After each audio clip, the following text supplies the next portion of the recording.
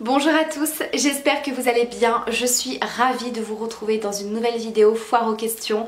Alors pour celles qui ne me suivent pas sur Instagram, je vous invite vraiment à me suivre puisque je poste régulièrement des photos, mais généralement quand je propose des foires aux questions, je lance toujours ça sur Instagram parce que c'est beaucoup plus simple pour vous de m'envoyer une question et que c'est beaucoup plus simple pour moi de retrouver vos questions. Donc je vous mettrai bien sûr mon Instagram en barre d'infos. Donc j'ai pris pas mal de captures d'écran, il y a beaucoup de questions, je vous avoue qu'il y a beaucoup de questions qui se rapprochent d'ailleurs, notamment sur la partie perso, sur mon chéri et moi. Il y a également pas mal de petites questions beauté par-ci par-là. Donc je vais essayer de faire assez court pour que cette vidéo ne dure pas trop longtemps. Donc c'est parti, je commence. Alors ce sera pas du tout dans l'ordre, par contre on va peut-être sauter d'un sujet à l'autre. Après je pense qu'il y a pas mal de questions que j'ai dû regrouper qui se rapprochent beaucoup. Donc c'est parti. As-tu déjà commencé tes préparatifs mariage? Petite parenthèse pour celles qui ne me suivent pas sur Instagram, je vous avais annoncé la grande nouvelle, donc mon chéri m'a demandé en mariage et j'ai dit oui, donc je suis officiellement fiancée et du coup on a fixé une date de mariage donc pour l'année prochaine. Alors c'est pas encore une date qui est fixée en mairie hein, puisque c'est quand même beaucoup trop tôt et surtout la question va revenir après, mais vu qu'on va emménager ensemble, en tout cas que c'est le projet de cette année, on ne sait pas encore dans quelle mairie ça va se dérouler. En termes de préparatifs, on n'a absolument rien préparé. C'est beaucoup trop tôt. Alors, c'est beaucoup trop tôt. On va dire, petite fourchette, c'est dans 1 an et demi. Ça passe très très vite. C'est une organisation qui est quand même assez importante. Après, ça va être un petit mariage. Clairement, il n'y aura pas 150 invités. On va pas voir les choses en grand, etc. Ça va vraiment être quelque chose d'assez intime, de quelque chose de simple qui nous ressemble, vraiment avec un petit nombre de personnes, vraiment les personnes les plus proches et les plus chères à nos cœurs qui seront là. Donc en termes de préparatifs, on a des idées. On a déjà commencé à regarder par-ci par-là. Maintenant, ce qui va rester un petit peu compliqué pour l'organisation, c'est par rapport au Covid. Où est-ce qu'on en sera l'année prochaine? On n'en sait rien. Est-ce qu'on pourra louer une petite salle? Est-ce qu'on pourra louer un petit restaurant? Voilà, quelque chose d'assez cosy avec un extérieur. On ne sait absolument pas comment ça va se dérouler. Donc de ce côté-là, ça pose toujours pas mal de questions. Donc voilà, on commence un petit peu à en parler, à regarder. Donc voilà, pour l'instant, on va dire qu'on a simplement eu quelques idées. On est arrêté sur certains choix. Donc voilà, mais de toute façon, je pense que je vous ferai des vidéos préparatives de mariage parce que je pense que ça va être assez sympa. Avez-vous décidé une date de mariage? Donc oui, la date du mariage est fixée, comme je vous ai dit, pas en mairie, mais dans notre tête, on a déjà notre date. Ensuite, question beauté. Comme je vous ai dit, on va passer vraiment d'un sujet à l'autre. Que penses-tu de la dernière palette Naked d'Urban Decay? Donc c'est celle-ci. Écoutez, moi je la trouve très très jolie. Je vous avoue que j'ai failli craquer plusieurs fois. Maintenant, il faut se dire que c'est pas donné, hein. On est quand même autour des 50 € la palette. Je suppose très fortement que j'ai des dupes. Voilà, avec toutes les palettes et tout le maquillage que j'ai. Maintenant, c'est une palette qui me donne vraiment très envie. Il y a eu des précédentes Naked. Il y a eu la Naked Cherry qui était plus dans des tons rose-violet qui ne m'intéressaient pas du tout. Il y a eu ensuite la Naked Honey qui était plus sur des tons dorés. Ça non plus, c'était pas spécialement ce qui me plaisait. Mais là, c'est vrai qu'il y a beaucoup de neutres, des tons chauds. Il y a vraiment des tons bleus vert canard qui sont très jolis. Donc je vous avoue que celle-ci, elle me tente beaucoup. Donc je la trouve vraiment très très jolie. Et c'est vrai que si j'ai un code promo, d'ailleurs je vous avais demandé sur Instagram un code promo valable sur Urban Decay et malheureusement ça fonctionnait pas. Mais voilà, si un jour j'ai l'occasion avec un code promo, ouais, je pense que celle-ci je craquerai. Ça fait longtemps que j'ai pas craqué pour une palette, hein, quand même. Question beauté, pourquoi ne fais-tu pas un microblading pour tes sourcils? Alors, c'est vrai que les sourcils et moi, c'est une grande histoire. Effectivement, puisque comme vous le savez hein, j'ai 2 cicatrices au niveau de cette arcade, donc forcément la forme du sourcil n'est pas tout à fait la même, et surtout au niveau des 2 cicatrices que j'ai, les poils ne poussent plus, donc c'est sûr que c'est toujours un petit peu compliqué pour moi de redessiner mes sourcils, enfin compliqué, on va dire contraignant, parce qu'il faut vraiment que je trouve des textures qui soient assez pigmentées, qui tiennent, qui fassent quand même assez naturel, etc. Le microblading, j'y ai pensé. Maintenant, il y a eu beaucoup de... comment dire, de mauvaises expériences, donc ça me donne pas forcément envie. Après, ce qui me... alors, c'est pas que ça me freine, mais c'est qu'il faudrait vraiment que je me renseigne auprès d'une professionnelle, c'est est-ce que le microblading va marcher, va marquer en fait au niveau des cicatrices. Mais là c'est sûr que quand on a un problème comme ça, je pense que ça peut être une bonne solution. Maintenant à voir si ça fonctionne au niveau des cicatrices. Question perso, donc on va dire couple hein, parce que clairement toutes les questions perso qui ont été posées c'est vraiment autour du couple. Comment vous êtes-vous rencontrés avec le chéri? Bisous. Alors je ne vais pas rentrer dans tous les détails parce que ça prendrait pas mal de temps, mais voilà, je vais essayer de vous expliquer dans les grandes lignes on va dire. Alors on s'est rencontrés grâce à Facebook, copain, enfin voilà, je vais vous expliquer. En fait il y a quelques mois, hein, comme vous le savez, j'ai travaillé pour aider un ami qui venait d'ouvrir sa boutique de vêtements, une boutique de vêtements masculins. Voilà, je l'ai aidé quelques temps et voilà, comme je vous ai dit, je vais pas rentrer dans les détails, ça s'est pas très bien passé. D'ailleurs on m'a posé la question si je travaillais encore à la boutique, donc non. Il y a eu pas mal de petits couacs et du coup voilà, on en est resté là. Bref, du coup voilà, j'ai travaillé quelques fois à la boutique pour l'aider. Et le jour de l'ouverture de la boutique, donc c'était en septembre, il avait fait donc pas mal de photos. Cet ami a voulu prendre une photo avec les vendeuses qu'il a donc posté ensuite sur son Facebook. Mais c'était un Facebook perso. Et du coup, un ami à lui, donc mon chéri, a vu cette photo et il a été intéressé. C'est vrai qu'au départ, il avait un petit peu hésité à m'écrire puisque à l'époque, j'étais encore en couple. Même si c'était plus vraiment le cas, que c'était extrêmement compliqué, enfin bref, que c'était sur la fin on va dire. Il m'a quand même écrit. Il m'a écrit un message sur Facebook que... je rigole parce qu'il m'en parle encore aujourd'hui. En fait il m'a envoyé un message sur Facebook et moi je lui ai tout bêtement lâché un vu. C'est-à-dire que j'ai lu son message et c'est tout. Je ne lui ai jamais répondu. J'aurais très bien pu lui répondre et l'envoyer chier ou que sais-je. Hein. Mais c'est vrai que je n'ai pas répondu. Alors c'est vrai qu'à ce moment-là, comme je vous ai dit, c'était très compliqué. Donc j'avais pas vraiment pris le temps de lui répondre. J'avais pas la tête à ça. Dans ma vie, c'était déjà un peu le fouilliste. C'était très compliqué. Donc voilà, j'avais pas envie de me projeter là-dedans, là c'était pas le moment. Et c'est vrai que j'avais été voir son profil et bon forcément je suis pas restée insensible, voilà forcément. Et voilà, du coup le temps a passé et pendant 15 jours, je lui ai pas du tout donné de nouvelles. Et c'est vrai que j'y pensais beaucoup, j'allais souvent regarder son profil Instagram. Et c'est vrai qu'étant donné qu'on avait cet ami en commun, donc cet ami qui a ouvert sa boutique, je lui ai posé des questions sur lui. Je lui ai dit écoute, est-ce que lui tu le connais? Donc voilà, du coup j'ai posé pas mal de questions, j'ai fait un petit peu ma curieuse et donc je lui ai écrit, je lui ai répondu et là on a commencé à parler. Et j'ai tout de suite senti que c'était quelqu'un de très sincère. Alors c'est vrai que bon, j'avais déjà eu de très bons échos, hein, il faut dire.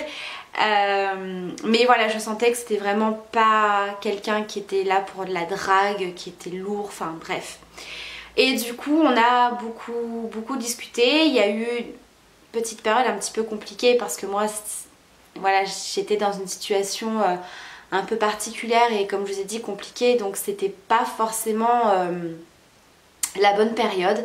Mais écoutez, on s'est vus, voilà, on s'est rencontrés et voilà, les choses se sont faites difficilement, mais écoutez, ça a fini par se faire et aujourd'hui je regrette absolument pas. Je crois que j'ai fait le meilleur choix. Vraiment. Vraiment aujourd'hui je regrette pas du tout, je suis la plus heureuse et clairement des fois je me dis mais heureusement finalement que je lui ai répondu, heureusement qu'on s'est rencontrés et qu'il s'est passé tout ça, même si ça a été très compliqué au début. Ça a vraiment pas été simple. Je me suis dit en fait ça en valait tellement le coup et des fois vous savez, des fois je bug. Je le regarde et puis je me dis mais qu'est-ce que je l'aime. Et je me dis mais heureusement en fait qu'il s'est passé tout ça et que... Parce que je serais passée à côté de cette histoire et de ce bonheur, vous voyez. Et voilà un petit peu globalement comment on s'est connus. Autre question perso, voudrais-tu avoir un troisième enfant? Non. Alors ça, c'est quelque chose qui revient tout le temps. Alors, je parle pas spécialement pour moi, mais vraiment sur pas mal d'autres youtubeuses, les enfants c'est quelque chose qui vous intrigue beaucoup. Donc non, troisième enfant ce n'est pas du tout prévu parce que déjà je n'en souhaite pas. Mon chéri non plus. Et la question m'a été posée, donc j'y réponds tout de suite. Mon chéri a 2 filles, moi j'ai 2 garçons. Donc ça nous fait une petite famille recomposée de 6. Donc autant vous dire que c'est très bien. C'est parfait, voilà. Donc non, pas de bébé prévu. Il va y avoir un bébé prochainement, voilà, puisque je peux vous l'annoncer, je vais être tati une fois de plus, puisque ma belle-sœur est enceinte donc du 2e bébé. Donc voilà, je suis très contente. Mon frère va de nouveau être papa, donc je suis super contente. Ça fait tellement de bien les bonnes nouvelles que voilà, la famille va s'agrandir, mais ce ne sera pas de mon côté. Voilà. Ensuite, as-tu commencé les préparatifs de ton mariage? Donc j'ai répondu à cette question, donc non. Comme je vous ai dit, on a vraiment pioché quelques idées par-ci par-là, le thème, on a choisi le thème, on a choisi les alliances, voilà, on a choisi pas mal de petites choses, mais pour l'instant on n'a fait aucun achat. Si c'est ça un petit peu la question des préparatifs, pour l'instant il n'y a vraiment eu aucun achat. Du coup, j'aimerais savoir quand est-ce que tu vas faire une nouvelle vidéo sur tes boucles. D'accord, donc comment faire mes boucles, mes ondulations. Alors j'avais déjà fait une vidéo que je vous remettrai dans le petit et en barre d'infos si jamais j'oublie pas. Est-ce que j'en avais fait une deuxième? Je ne sais plus. Je pourrais vous en refaire une. J'ai un doute si j'en ai refait une. Bref, c'est pas très grave. Peut-être que je vous en referai une nouvelle. Voilà, ça peut être une idée de vidéo. Du coup, est-ce que toi et ton chéri, vous allez vivre ou vivez déjà ensemble? Alors, on peut dire qu'on habite quasiment ensemble. Pas officiellement dans le sens où on n'a pas encore notre chez nous. Comme je vous avais expliqué dans une vidéo, le projet de cette année, c'est justement d'emménager ensemble. Après, ça prend du temps dans le sens où il faut qu'on regarde au niveau de quel secteur, qu'on regarde niveau budget parce qu'on aimerait dans l'idéal trouver une maison. Il faut savoir que on va se retrouver à 6, donc il faut quand même un bel espace, hein, bien évidemment. Donc on a envie de faire les choses bien, il faut qu'on regarde par rapport au secteur, par rapport aux différentes écoles de nos enfants. Donc c'est un projet qui prend un petit peu de temps pour faire les choses bien. Voilà. Après, on habite quasiment ensemble puisque on a nos enfants en décalé. Par exemple, là, cette semaine, c'est lui qui a ses filles. Donc moi, je suis chez lui. Alors, je suis chez moi la journée pour faire ce que j'ai à faire. Mais tous les soirs, je vais dormir chez mon chéri. Et je repars le lendemain matin. On a chacun nos clés. Voilà, lui a les clés de chez moi, j'ai les clés de chez lui. Et quand c'est moi qui ai mes 2 enfants, comme la semaine dernière, c'est lui qui habite ici. Voilà, puisqu'en plus il travaille juste à côté de chez moi, donc du coup c'est très très simple. Donc voilà, au final c'est un petit peu comme si on habitait ensemble, mais c'est vrai qu'on aimerait bien avoir notre chez nous. Cette routine, on l'a installée très rapidement. Ça a été très très vite puisque on a commencé à fonctionner comme ça, je crois, après les fêtes ou juste avant. Parce qu'en fait au départ on avait nos enfants en même temps et ensuite il y a eu un décalage de son côté, ce qui fait qu'on a eu les enfants en décalé. Donc on s'est dit finalement c'est pas plus mal parce que comme ça on peut aller une semaine chez l'un, une semaine chez l'autre. Et je sais que le jour où on aura notre chez nous, qu'on aménagera ensemble, je vais m'arranger avec mon ex-mari pour qu'on décale une semaine, qu'on puisse avoir les enfants en même temps. Voilà, parce que c'est beaucoup plus simple comme ça et surtout ils se verront parce qu'ils s'entendent très bien. Et au moins ça nous permettra d'avoir une semaine où on est parents et une semaine où on va se retrouver tous les deux et ça fait du bien aussi. Question beauté, petit dilemme, si tu ne devais emporter pour un week-end qu'un seul produit maquillage, que choisirais-tu? Alors effectivement c'est pas super simple comme question, mais je pense que je dirais le mascara. Ouais, un mascara. Coucou, quel est selon toi le meilleur eyeliner, le plus simple à utiliser car je n'y arrive pas trop? Alors pour moi les meilleurs eyeliners c'est les L'Oréal. Le dernier, donc le Perfect Slim que je vous ai présenté dans ma vidéo précédente, voilà, qui existe en 3 teintes différentes. Je les trouve vraiment tip top. Déjà ils sont hyper bien pigmentés, waterproof, etc. En termes de tenue pardon, et de texture on est vraiment bien puisque niveau texture on est sur un eyeliner qui est pas trop liquide, qui a quand même une certaine matière. Je vais pas dire qu'il est épais, mais voilà, il y a un juste milieu et je trouve que la texture est vraiment super, ça glisse super bien sur la paupière. C'est des eyeliners qu'on peut passer plusieurs fois. Vous voyez, quand vous faites votre thread liner, vous pouvez passer plusieurs fois, ça va pas du tout baver, ça va pas s'écailler. Et je trouve qu'en termes de mine, on est bon aussi. Dans le sens que, alors après je parle vraiment en termes d'eyeliner feutre. Moi c'est vraiment ce que j'utilise, puisqu'on a une mine qui est quand même hyper précise, qui est pas trop souple, mais qui est un petit peu plus souple au niveau du bout. Ce qui fait qu'on peut vraiment venir tracer un trait hyper net et très fin. C'est très précis. Donc moi, en termes de thread liner, c'est vraiment avec les feutres de chez L'Oréal que j'arrive le mieux. Voilà. Après, pour celles qui débutent en eyeliner, si vous n'êtes pas super à l'aise, n'hésitez pas à commencer avec un crayon colle. Vous taillez bien votre crayon colle, vous en mettez un tout petit peu, très légèrement, des petits traits. Vous voyez, des petits pointillés. Pas quelque chose de net, parce qu'effectivement, tracer un trait liner au crayon colle, c'est pas ce qu'il y a de mieux. Et puis après, avec un petit pinceau biseauté très fin, vous venez estomper.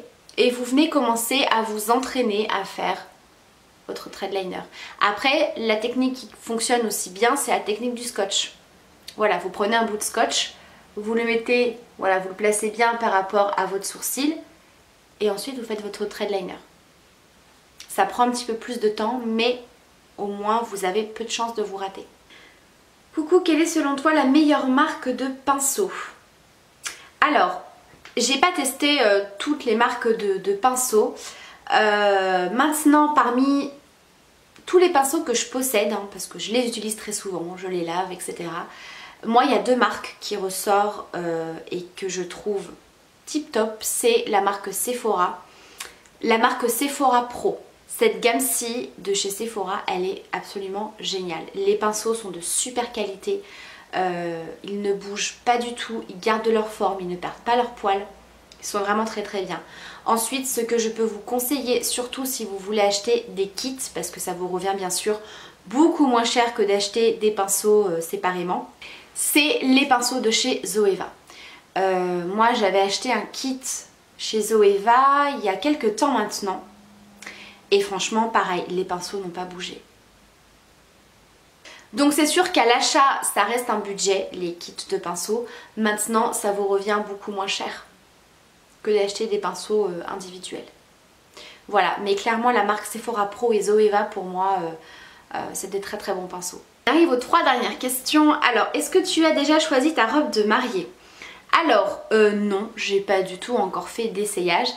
Évidemment, j'ai déjà commencé à regarder. Je sais quel style de robe de mariée je veux. Par contre, je vous mettrai quelques petites photos pour vous montrer un petit peu le style que j'aimerais. Voilà, mais pour l'instant pas du tout d'essayage ni de réservation. Voilà, j'ai simplement commencé à regarder, comme je vous ai dit, il y a encore un petit peu de temps. Question beauté, quelle est selon toi la meilleure palette de fard à paupières de nude? Alors, il y a bien sûr les Naked. Alors, moi, celle que je trouve vraiment tip top mais qui n'existe plus, hein, c'était la Naked 1, la toute première qui était sortie, que j'ai encore. Celle-ci, je la trouvais vraiment très belle, hyper complète. Je sais qu'ils l'avaient ressortie mais ils avaient changé pas mal de fards. Donc je dirais celle-ci parce qu'il me semble qu'elle est quand même très similaire. Après, en palette de neutre pour pas cher pour tous les jours, et c'est encore celle-ci que j'ai utilisée pour me maquiller aujourd'hui, c'est la Pocket Palette de chez Sephora. Je vous avais fait une vidéo sur cette palette, je la trouve parfaite. Franchement, elle est très bien. Comme je vous le dis assez souvent en maquillage, il n'y a pas forcément besoin de mettre très cher. Mais vraiment, si vous avez un petit budget et que vous recherchez une palette vraiment pour tous les jours, celle-ci est très bien. Est-ce que tes enfants et ceux de ton chéri s'entendent bien? Moi, je suis dans la même situation, c'est un petit peu compliqué. Les enfants de mon homme ne s'entendent pas très bien avec moi.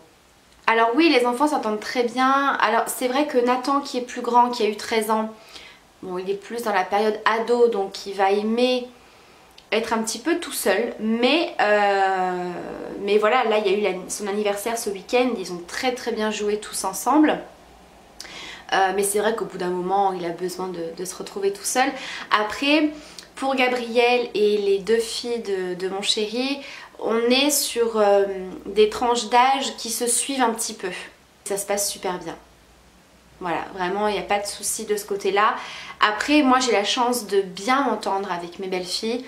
Elles sont adorables, donc ça se passe hyper bien. Après, c'est vrai que dans ta question, je sais pas trop ta situation, je sais pas quel âge ont les enfants de ton chéri, donc des fois à certains âges c'est un petit peu plus compliqué. Je sais que mes enfants ça passe hyper bien avec mon chéri. J'ai même Gabriel qui a eu également un coup de foudre pour mon chéri, il faut dire ce qu'il y a, il l'aime vraiment beaucoup, il est toujours très triste quand il va pas le voir pendant une semaine, et d'ailleurs il commence à être câlin avec lui. La dernière fois on l'a surpris à lui faire un câlin, je me suis dit oh c'est chouette. Moi c'est vrai qu'avec les filles ça s'est tout de suite très bien passé, elles sont très câlines, et c'est vrai que moi j'ai pas de filles. Alors certes j'ai une nièce mais c'est différent, mais du coup le fait de vivre avec les filles de mon chéri, je prends un petit peu mon rôle de belle-mère très à cœur, c'est-à-dire que elles veulent un câlin, elles ont des câlins, elles n'ont pas besoin de demander, elles se sentent pas gênées ou quoi que ce soit. Le soir, voilà, c'est le petit bisou, le petit câlin, je prends plaisir à jouer avec elles, à les coiffer, enfin voilà, il y a absolument pas de souci. C'est vrai que de ce côté-là, j'ai beaucoup de chance, que ce soit de mon côté ou du côté de mon chéri avec les enfants, tout se passe très bien. Après, je pense que il faut savoir aussi rester à sa place, dans le sens où on s'occupe de nos enfants, donc là je parle vraiment des quatre. C'est-à-dire que s'il faut que j'aide mon chéri avec les filles, il n'y a aucun problème. Maintenant, en termes d'éducation, ce ne sont pas mes enfants, donc je ne m'en mêle pas trop. Ce que je veux dire, c'est qu'elles ont une maman, comme mes enfants ont leur papa, et ça changera pas. Je ne vais pas intervenir dans leur éducation. Je sais pas si tu comprends ce que je veux dire, mais il faut savoir aussi rester un petit peu à sa place. Après, ce sera peut-être un petit peu différent quand on va tous vivre sous le même toit. Il y aura des règles qui seront les mêmes pour tout le monde. Après, c'est vrai qu'avec mon chéri, en termes d'éducation, on est globalement sur la même longueur d'onde. Vraiment. Donc, de ce côté-là, il n'y a pas de souci. Moi, c'est vrai qu'avec mes belles-filles, je suis pas là à leur dire ce qu'elles doivent faire, à les reprendre quand elles font une bêtise, etc. Pour l'instant, c'est vraiment mon chéri qui gère ça, tout comme c'est moi qui gère ça avec mes enfants quand il est à la maison. Donc, il faut savoir aussi rester un petit peu à sa place et pas essayer de faire le rôle de maman pour les enfants de ton chéri. Je sais pas, en fait, je sais pas si c'est très clair ce que je dis. Voilà, effectivement, je suis là pour soutenir mon chéri avec ses enfants. Comme je vous ai dit, s'il faut s'occuper des filles, ce que je fais quand je suis avec lui la semaine, il n'y a pas de problème. Maintenant, je n'interfère pas dans l'éducation. Ça dépend vraiment de chaque enfant, ça dépend de la rupture qu'il y a eu entre ses parents.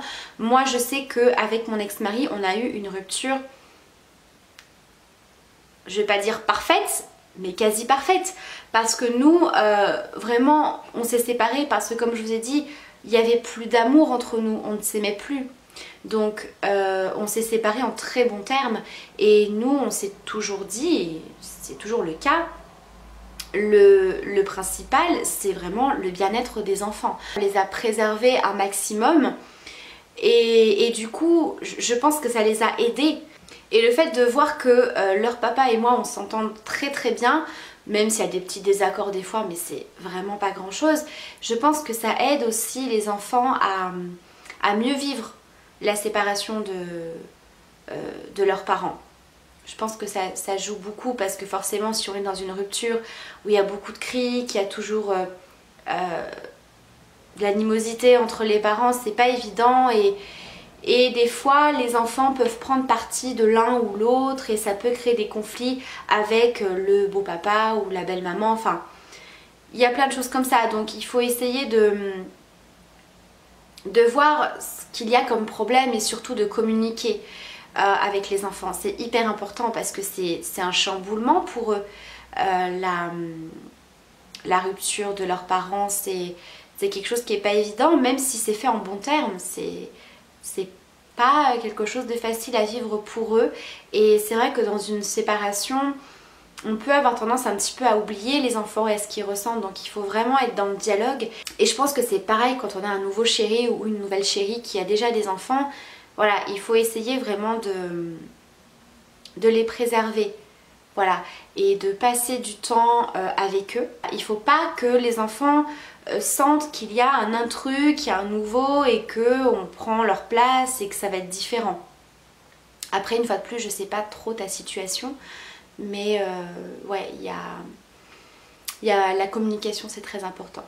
Et d'ailleurs, ça me fait penser à une question à laquelle j'ai pas forcément voulu répondre, mais ça peut peut-être aborder ce sujet. C'était un petit peu ce que je pensais de ce qui se passait ces derniers temps avec la youtubeuse Mavachou et Adrien. Voilà, moi c'est un couple que je suivais notamment pour leurs enquêtes paranormales, mais en termes de vlogs, de famille, etc. je ne les regardais absolument pas. C'est pas des youtubeurs que j'ai vraiment suivis dans leur parcours, et c'est vrai que ils se sont séparés et c'est très compliqué et ils exposent ça sur les réseaux. Voilà, ils sont un petit peu dans une bataille juridique et c'est vrai que d'exposer ça... Alors... Moi, je vais donner mon avis, ça reste mon avis personnel. Chacun est libre de montrer ce qu'il veut sur les réseaux sociaux. Que ce soit sur YouTube, sur Instagram, peu importe. Chacun fait ce qu'il veut. Il y a des personnes qui exposent leurs enfants. Je ne suis pas du tout contre. Moi, je ne le fais pas, ça reste un choix. En tout cas, je le fais très très peu. Après, c'est pas tellement ça le problème. C'est vraiment qu'on expose ces conflits sur les réseaux sociaux et moi je suis pas pour. Et en fait je pense que dans cette histoire, alors je prends pas parti pour l'un ou pour l'autre parce que clairement je ne me suis pas penchée plus que ça sur leurs problèmes, ça me regarde pas et clairement ça ne m'intéresse pas. Et il faut se dire qu'au milieu de tout ça il y a des enfants et que les gens, malheureusement, il y a beaucoup de curiosité malsaine qui vont se permettre de juger les parents alors qu'on connaît pas, je veux dire... Vous voyez pas ce qui se passe chez les gens une fois que la porte est fermée, vous voyez pas ce qui se passe une fois que la caméra est éteinte. Chacun a ses problèmes et là au milieu il y a les enfants. Et il me semble que leur plus grande, elle est en âge quand même d'avoir accès au portable, etc. Et je me dis à l'école, ça se trouve les copains, les copines ils regardent ça et les enfants ils se prennent ça en pleine figure et quand ils racontent leurs disputes...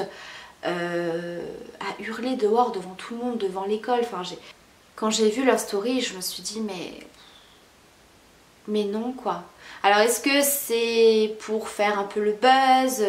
Je sais pas du tout, mais je trouve ça dommage d'en arriver là et d'exposer ces choses-là. Surtout quand il y a des enfants au milieu. Ouais.